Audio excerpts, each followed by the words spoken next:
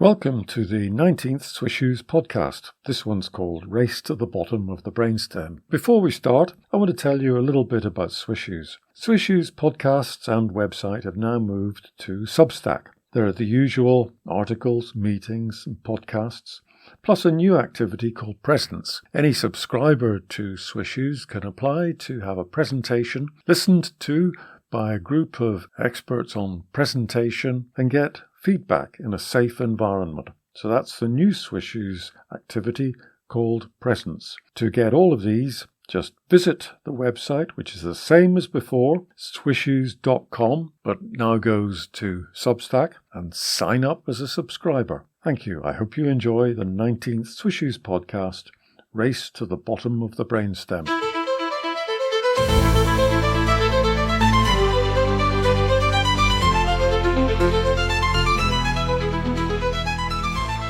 Welcome to SWISSUES podcast. This one is on Race to the Bottom of the Brainstem.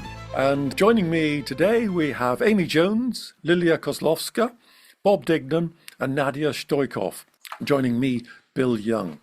Now, this term came up during a previous podcast and somebody, who I don't think is in the room, said that would make a theme for a podcast on its own. So here we are. We have a podcast on the theme of Race to the Bottom of the Brainstem, which probably needs just a very brief introduction from me. Race to the Bottom was a term that was used by a professor in the United States in 1933 to describe the way companies were reducing standards of compliance and risk and safety and health in order to reduce the costs of things. So it's very much part of a cost-cutting culture. And he called it Race to the Bottom. And then in the last couple of years, it has been adapted and extended to Race to the Bottom of the Brainstem. And this, I think, refers to the culture that we have in social media where there is... No, I'm going to ask Amy to take us through the brain functions and how Race to the Bottom begins to drive some pretty primitive emotions and why people might be interested in that. So, Amy, could I ask you to help us a little bit on this one? Of course, Bill. So actually, social media activates certain parts of the brain quite significantly. One being the ventral striatum, and this is associated with reward and even addiction. And the second being the amygdala, which has historically been known as the fear center. So if you mix those two up together, you've got a pretty powerful combination. And there's also been studies showing that the brain waves change when we're using social media. And that's on average, most people are using it 2+ hours a day. So the alpha waves decline somewhat, and that suggests a cognitive load, because that's normally you're a bit relaxed when you have your alpha waves, and then there's a reduction in relaxation. Beta and gamma waves are heightened. The beta waves are associated with emotionally charged content, and the gamma brain waves are associated with cognitive processing, and they are heightened. So this is a load on our brains. And then also we have theta and delta waves, which are more associated with relaxation and even suggestibility, so a hypnotic state, and they are increased slightly. So this is quite a dangerous combination because, social media is used for marketing and it is used for messaging. And if we're in a suggestible, tired state, we can take on messages which are much more activating to our emotions than they might not be normally. And those emotional messages can go to the amygdala, which is associated with the flight or fight, and can result in people being much more anxious than usual. And that's why people talk about doing a digital detox, so that they can get away from this state that they become in. I think that's the best explanation I've heard, Amy, of an extraordinarily complicated subject that people write books on. Does this explain the stimulation of hate and rage we associate with some social media? Yes, I think so. There's been studies done of sort of several hundred people, and it shows that the very fast-moving content is more triggering, and particularly a funny video followed by a politically serious video increases the emotional stimulus in our brains. If you think about that, then yes, certainly. I have to assume leaders of the social media companies, the big tech companies, know this. Are they able to exploit it? I think they are exploiting it, and maybe that's where the phrase comes from, "race to the bottom of the brain cell," because the race to the bottom was about exploitation in commercial terms of consumers and of workers and of safety, and this is now of our actual brains and our emotions. So that, I mean, in trying to be socially responsible, you have these functions now where you can say, "Remind me after 15 minutes to switch off." But I don't know about you, but when I get the 15-minute reminder, I always ignore it. That's wonderful. What I'd like to do, actually, Lilia, could I ask you to talk a little bit about how this might affect people's ability to act independently, to have their own thoughts, what it might do to their sense of agency? Yes, sure. So for me, race to the bottom of the brainstem means losing agency by reacting too fast, mistaking speed with choice. So at work, we often talk about power, influence, and hierarchy. But I think something else shapes our decisions even more: the speed. And three things matter here. First, modern work trains us to confuse speed with agency. Email arrives, Slack pins, meeting pops up, and we answer immediately because responsiveness is rewarded. But reacting fast is not the same as choosing well. Second, the moment when response becomes automatic, especially under emotional pressure, agency disappears because you are no longer deciding. You are defending, pleasing, or proving something. And it feels active, even important, but it's closer to the reflex than a choice. It's like grabbing the steering wheel without checking the road in front of you.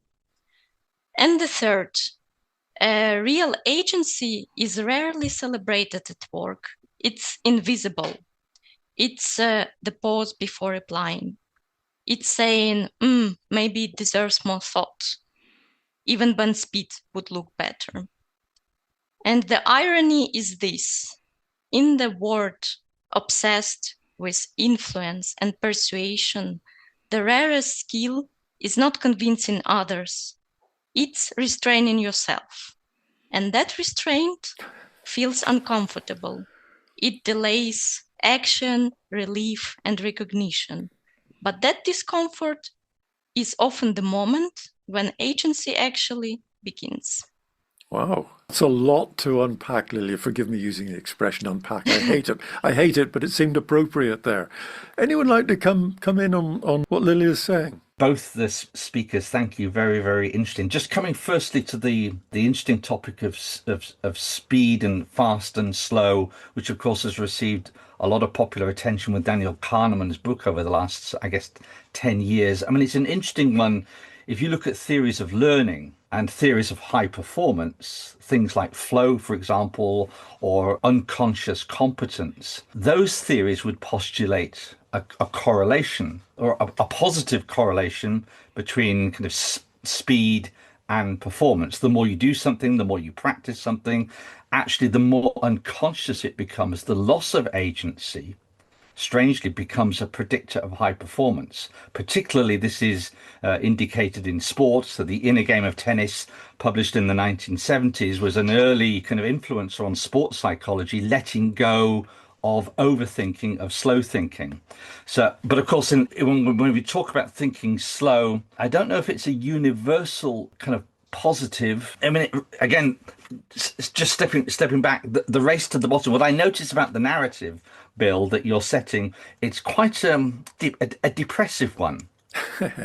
And in the first two speakers, again, there was this kind of slight kind of critique of modern times. I'm unsure about overly generalized critical narratives of social media, of the business environment. I think we live in a world of duality, where there is always a yes and no, where speed is bad, speed can also be good.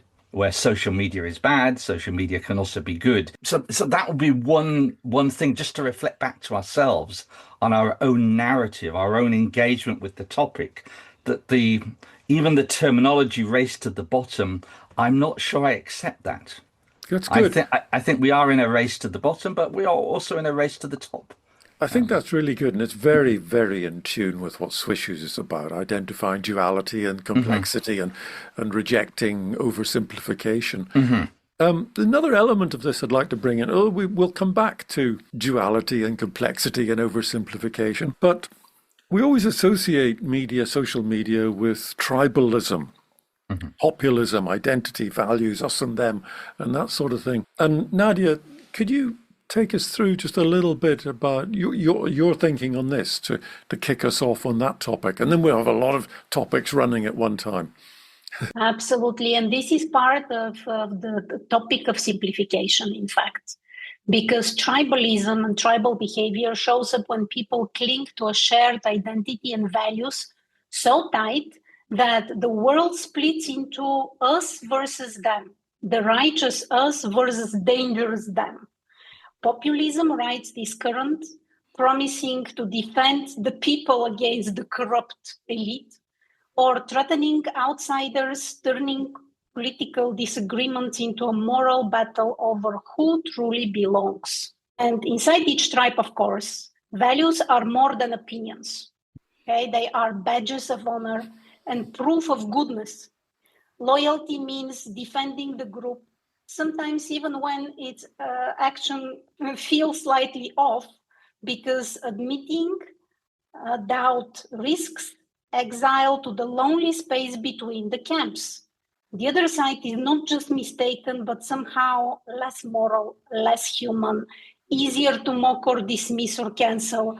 And so each new insult or policy becomes another brick in the invisible wall between our people and those other people.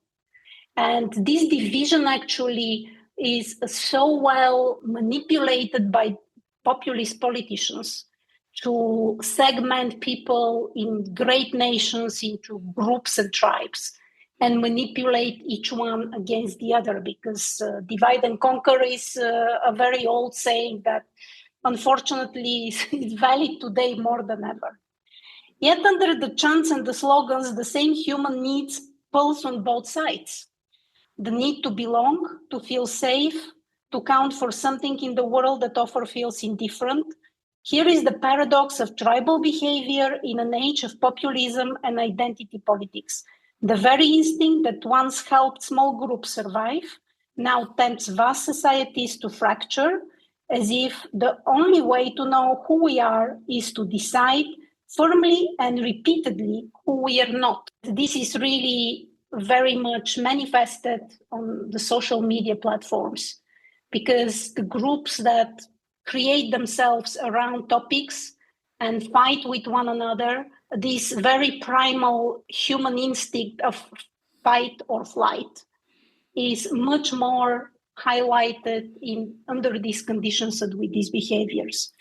Tribal behavior is more visible today because modern technology and politics consistently spotlight, amplify, and reward us versus them, divides that once stayed mostly local and quiet.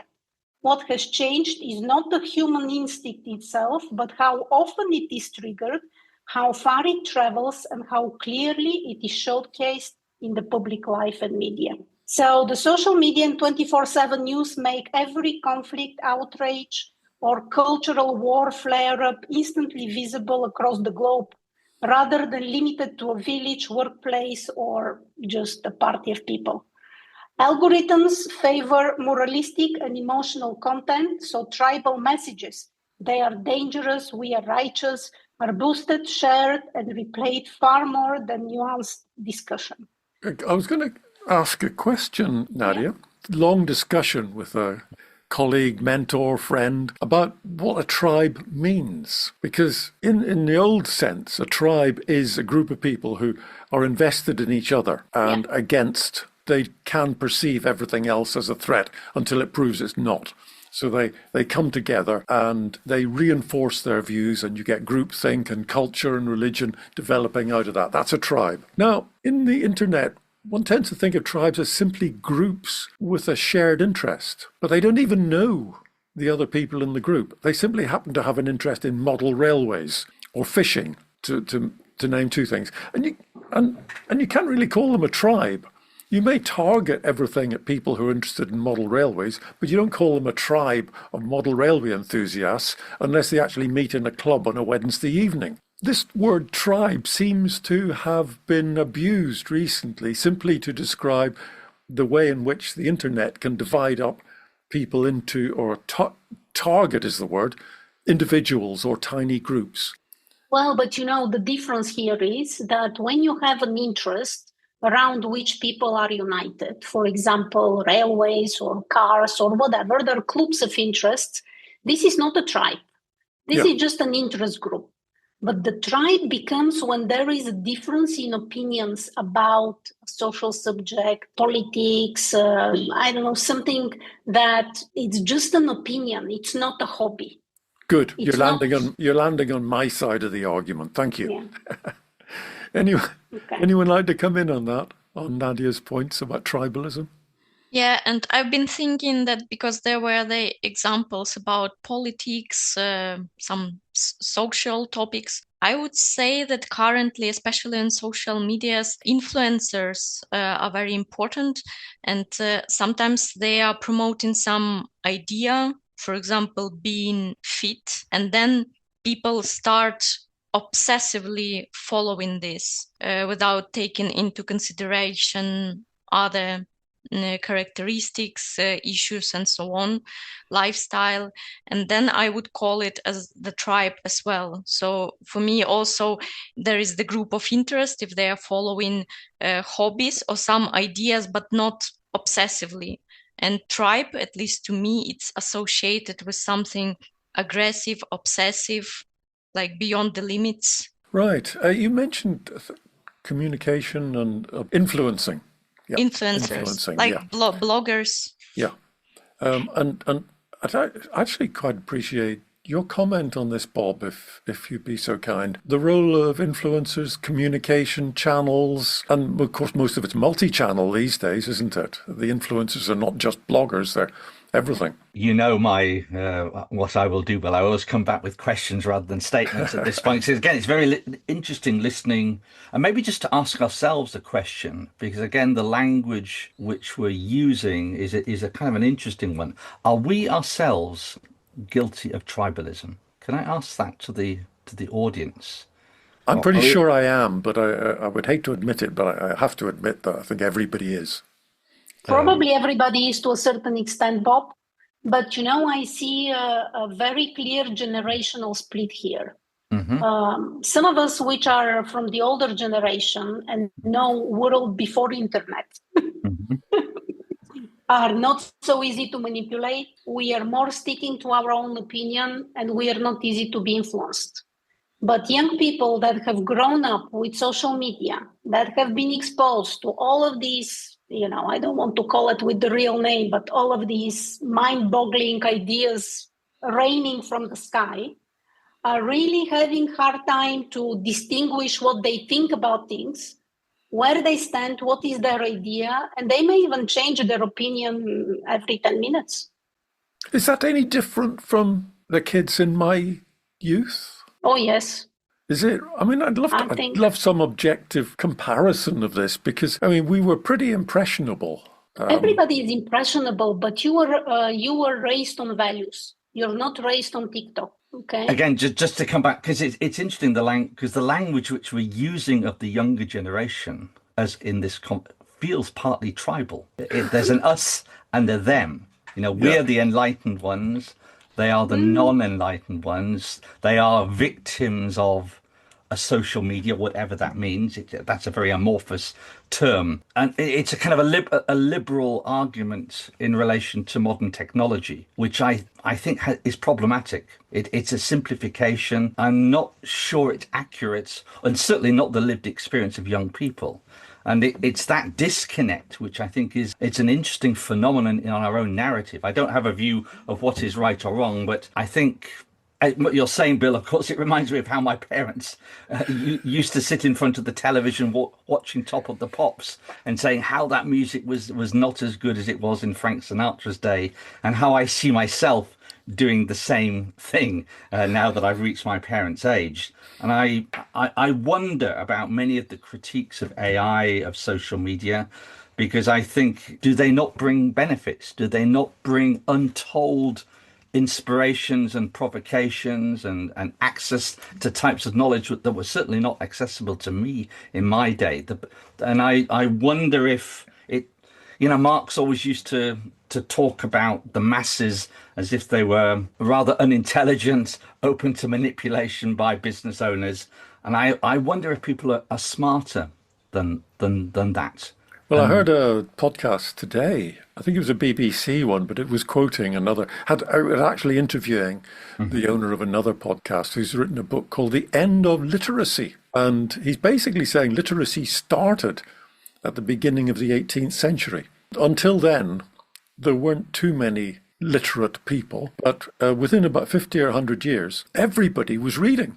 It was the golden age of literature. He said that was responsible for the emergence of democracy, the challenge of the elites, the feeling that people couldn't just rule by being performative. They had to actually use logic. So I found it quite powerful. I wasn't sure I was wholly persuaded. But I did notice, Amy, you've been quite quiet. And I do know you have a background in coaching and, personally helping people along the way. And I think you must have a lot of comments on this that you're keeping to yourself at the moment. Yes, I was thinking about, is it a question of intelligence or is it a question of environment? I think even the most intelligent people can be influenced in this way because of the way the brain works, the way the platforms work, and the interaction between the two.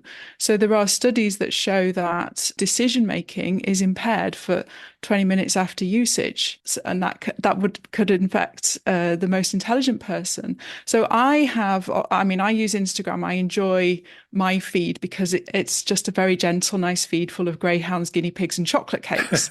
And my sports watch sounds like a nice place. It's lovely, and it deliberately so, but my sports watch records that I actively charge my battery during that time. So I'm getting into that space of deep relaxation. But obviously, if my feed was completely different, or if I was chasing likes, my response, even though I'm the same person, could be very different. And also to this point of the different generations, maybe I want to be a little bit more generous to the younger generation. I think they have a lot to contend with, growing up in an age of social media. I've heard people give out views which have undoubtedly come from social media and, maybe a very narrow algorithm and views that are maybe not their own, certainly of the older generation, in the same way that you could expect anyone. So I think we always think that we're special, but actually we're probably all pretty much influenced in the same way. It maybe more depends on how we use social media.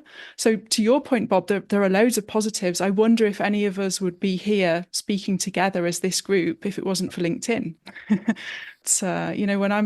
Lily made a very good point about, this fast reaction, how we expect it to be fast and fast and fast. And a lot of the content on social media is very, very fast. In being fast, that's definitely activating the amygdala part of the brain. And that's there for a reason, to keep us safe under, imminent threat. And it's designed to help us, react quickly. But that reaction overrides our rational thought. And the coaching element of things is maybe to bring back somebody's, agency and rational thought. So to take them out of a fear state by empowering people to think solutions through for themselves in a reasoned way, in a safe space, without this, a pressure that makes them feel, I have to react immediately, I have to do something straight away. Even things like negotiating rates or salaries, I often say to people, okay, you're going into this meeting with your boss or with your client, but you're not you today, you're you acting you. So you're going into a scene and your role today is the actor of you in that scene. And what this does is it's a little trick on your brain. It detaches you from the emotional center of your brain and puts you into a much more logical, cool, calm, collected state. And this is, I find it helpful. My coachees have found it helpful. But when we're on social media, we're probably not in that state. That's right. That's the third party state, is it, where you become an observer of your own actions? Yes. And I like to think of it as being an actual actor because, I mean, maybe not everybody wants to be an actor, but I always thought it would be fun. My cousin is an actor, actually. And, I think it's something then, you can bring into your own life where, okay, I'm just going to act this scene and maybe it's going to take several scenes to achieve my goal, but it's probably an impro script because you cannot script it out, but I will just be acting the part today. That's pretty powerful, and it's something I think I discovered. I'm not sure I've ever been able to put into practice, but this ability to be a third party to your own actions, it's essential for any negotiation in order not to be too emotionally involved in it, but to be able to act. And maybe a more literal interpretation of that is when we're getting a little bit off social media now, but is when you would literally use an agent. So actors use agents to negotiate their salaries because it's quite complicated contracts. And we may use an agent to buy or sell a home because it's a very high value transaction. Using an agent takes the emotions out of it. I was going to bring it back to this discussion because, and also the question of agency. Do you think that social media removes this ability to stand apart from ourselves, because that's a major part of the human brain, isn't it? The ability to see yourself as others see you, to be that third party. Do you think that social media is removing that, forcing us to get deeply involved in the emotions, anger, hate, love, whatever? I mean, aside from any research, my own personal lived experiences, why should I be so involved and care so much about how somebody's walking their dog, for example, whether they're doing it right or wrong? I mean, why should I care so much about that? The honest answer is I shouldn't be caring at all. But there's something in the setup of this feed and our interaction with the brain that brings a much deeper level of caring and emotion than maybe is proportional to the situation. Actually, social media allows anonymity and just dumping of your opinion without people knowing who you are. And very often people don't use their real names, they use avatars or just some fictitious names. They feel that all their hate, all their emotions should be dumped on the social media and they feel relief. So this is like a therapy. Maybe the internet and social media generally is good as a vent, as an outlet to let people get it off their chest. Now they think they're shouting at the moon, but they're not. They're actually heard and picked up by other people. But is there a valid role in the therapy piece? Should we be more able to accept that this outrageous stuff that we pick up on the internet is somebody venting, letting off? I hadn't thought of it before. If you accept it like this is good, but think of the other part. They're very sensitive people. They're young people that are reading this. This is the problem. Not about the person that is venting, but about the others who can take this as certain truth or can associate with it and then start following the person just because this person expresses these outrageous ideas, for example. Yeah. This is what is the dangerous part. And you don't know if you're hurting someone if you do this. Yes, you do your own good by venting and relieving the negative energy, but this energy goes to somebody else and you don't know who. There's another topic in this. It's one that I followed a little bit. It's about oversimplification, reductionism, distortion of the facts because you can't handle the complexity that is inherent in them. So complexity avoidance. I believe that the 20th century was guilty of that, in business especially. I believe that a lot of consultancy, a lot of business schools, a lot of businesses oversimplified in order to meet annual and quarterly targets, and that we've lost a lot in that area. Is there anything on complexity and oversimplification that we ought to touch on in the world of social media and race to the bottom of the brainstem?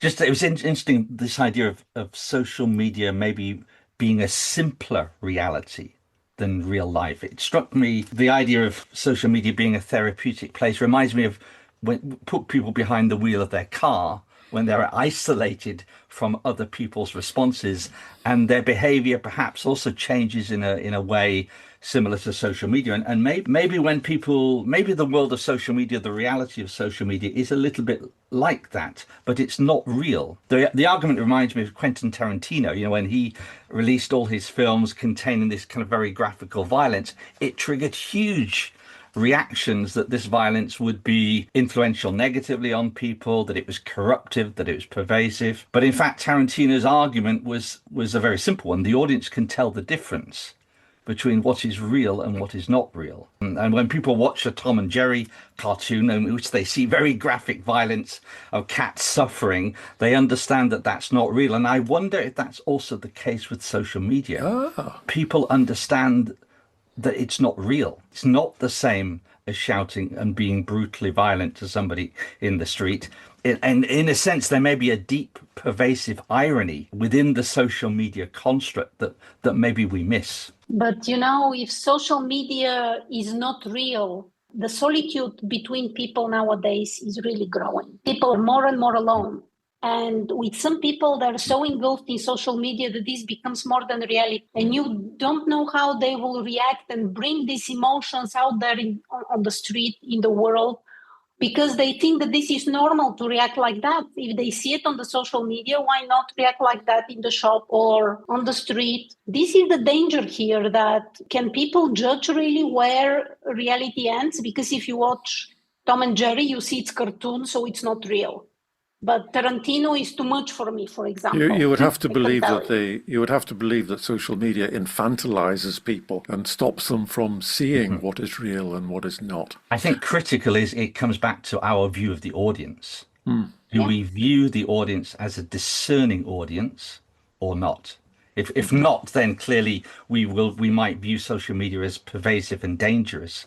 If we at some level trust our audience, then we view social media quite differently. You can trust the SWISSUES audience. The tribe, yes, exactly. I know that. I know that because, I'm just going to say a word or two about SWISSUES, because SWISSUES.com is now on Substack. And all of the SWISSUES activities, including this podcast and open meetings or forums. But if you go to SWISSUES.com, it'll be on Substack, but SWISSUES.com will take you straight to it. And it's evolved from being a pure business operations best practice group into being totally online, involving business philosophy. So the dualities, the complexities that Bob was referring to earlier tend to be a much greater theme now. And we're extending beyond the original operational, functional areas into business and being. So that's a little bit about where SWISSUES is going to. And before we finish, I'd like to ask each of you if you have anything that you'd like to say to finish with. Nadia, first. I just want to say we live in an incredible new world, which, by the way, is the best from all the times of humanity. With so much technology, so much opportunities, so much possibility to do things that our grandmothers could never even imagine. But this is the beauty and the danger.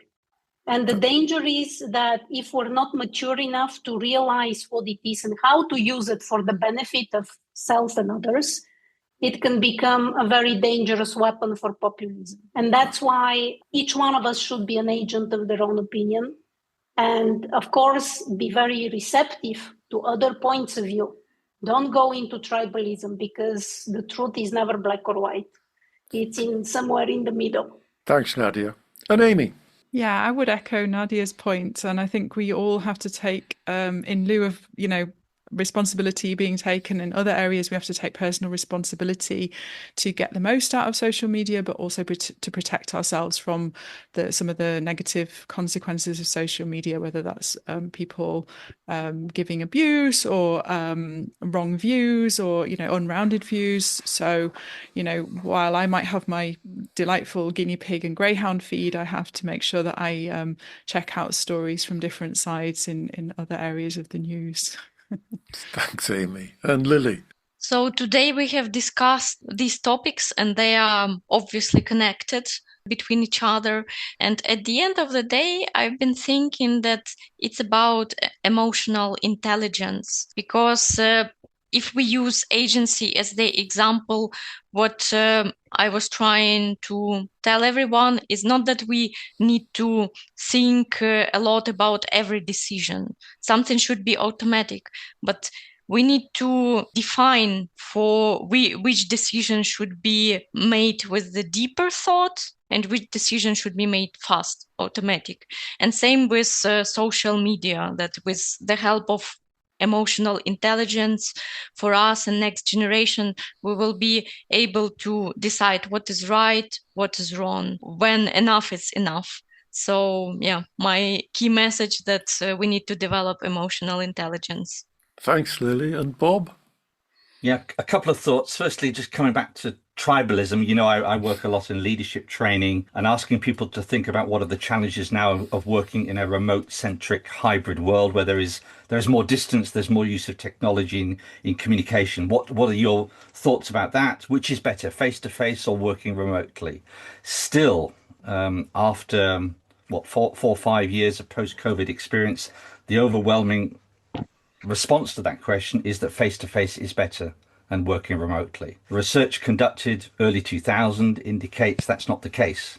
That's simply a prejudice about technology, that working remotely can be equal, if not more effective than working face-to-face if you have the right skills. So it's interesting whenever I hear discussions around technology and the role it has on human beings, there is still this interesting bias, I think, against technology and a preference for a kind of a nostalgic sitting around the campfire face to face, as if that is a more authentic and human interaction, which may not be the case. And the other thing I noticed from the discussion today, the relationship we have with causality. Social media causes this. And it goes back, I guess, to the heart of SWISSUES, Bill, this idea that I don't think we accept that causality anymore. It's no longer possible to say A causes B. A potentially has some tangential impact on B, but it's possibly multifactorial, non-explicable, non-repeatable in a social scientific sense. And therefore, you know, the challenge we face in these kinds of discussions is what is our relationship with causality? It's an extremely difficult one in the world of social science. Right, that brings us to the end, I think, of this SWISSUES episode. Thank you very much indeed, Amy Jones, Lilia Kozlowska, Bob Dignan, and Nadia Stoikov, who joined me today. Bill Young, thank you, and goodbye.